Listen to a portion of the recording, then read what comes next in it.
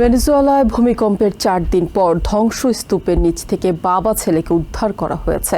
রবিবার মোট 33 জনকে ধ্বংসস্তূপ থেকে উদ্ধার করা হয়, তবে এখনও নিখোঁজ রয়েছেন কয়েক হাজার মানুষ। এখন পর্যন্ত মৃতের সংখ্যা 1450 জনে দাঁড়িয়েছে। আহত হয়েছেন 12,721 জন। উদ্ধার কাজে যোগ দিয়েছে বিভিন্ন দেশের 16 উদ্ধারকর্মী।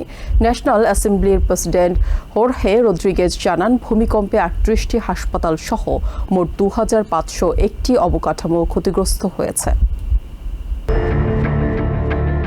ভেনেজুয়েলায় স্মরণকালের ভয়াবহ ভূমিকম্পের পর এক অভূতপূর্ব ঘটনা ঘটেছে। রবিবার দেশের লা গুইয়ারা এলাকায় ভূমিকম্পের 4 দিন পর ধ্বংসস্তূপের নিচ থেকে জীবিত পিতাপুত্রকে উদ্ধার করা হয়েছে। এবারের ভূমিকম্পে সবচেয়ে বেশি ক্ষতিগ্রস্ত হয়েছে লা গুইয়ারা শহর। রবিবার এখানে এসে পৌঁছায় বিদেশি উদ্ধারকারী দলগুলো। দেশি বিদেশি 1600-র বেশি উদ্ধারকর্মী কার্যক্রম চালিয়ে যাচ্ছেন।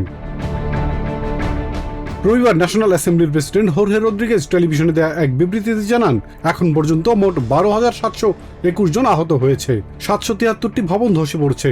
এর মধ্যে শতভাগ বিধ্বস্ত হয়েছে 189টি বাড়ি। 38টি হাসপাতাল সহ মোট 2,501টি অবকাঠামো ক্ষতিগ্রস্ত হয়েছে বলে জানান তিনি। Como consecuencia de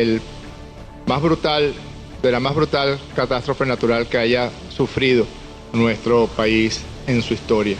উদ্ধার অভিযানে অংশ নেওয়া বিদেশি কর্মীদের প্রতি কৃতজ্ঞতা জানান ন্যাশনাল অ্যাসেম্বলির প্রেসিডেন্ট। তিনি বলেন, দলমত ও রাজনৈতিক বৈরিতা অতিক্রম করে সবার সহযোগিতা গ্রহণ করতে প্রস্তুত তারা। Por los triajes de los hospitales en La Guaira, en Caracas, en Valencia, en Maracay y también en los hospitales de campaña instalados en el estado. তবে এখনো কয়েক হাজার মানুষ নিখোঁজ থাকায় নতুন জীবিতদের পাওয়ার আশা প্রতি ঘন্টায় ক্ষীণ হয়ে আসছে। ত্রাণ সংস্থাগুলো বলছে, কোনো দুর্যোগের পর প্রথম 48 থেকে 72 ঘন্টা জীবিতদের খুঁজে পাওয়ার জন্য সবচেয়ে গুরুত্বপূর্ণ। অনেকে বলছেন তারা ধ্বংসস্তূপের নিচে মানুষের শব্দ শুনতে পাচ্ছেন, কিন্তু ভারী কংক্রিট সরাতে পারছেন না, তাই উদ্ধার সম্ভব হচ্ছে না।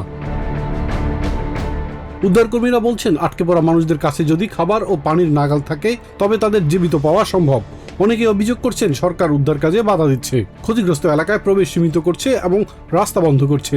ধসে পড়তে পারে এমন ভবন থেকে দূরে হাজারো মানুষ গাড়িতে বসবাস করছেন বা বিমানবন্দর ও গলফ কোর্সে তাঁবু তৈরি করেছেন। শনিবার জাতিসংঘের মানবিক সহায়তা বিষয়ক প্রধান জানিয়েছেন, বিশ্বের বিভিন্ন প্রান্ত থেকে 50-100 জন করে 39টি দল উদ্ধার অভিযানে যোগ দিয়েছে। Ilias Kamal, TVN 24 news desk.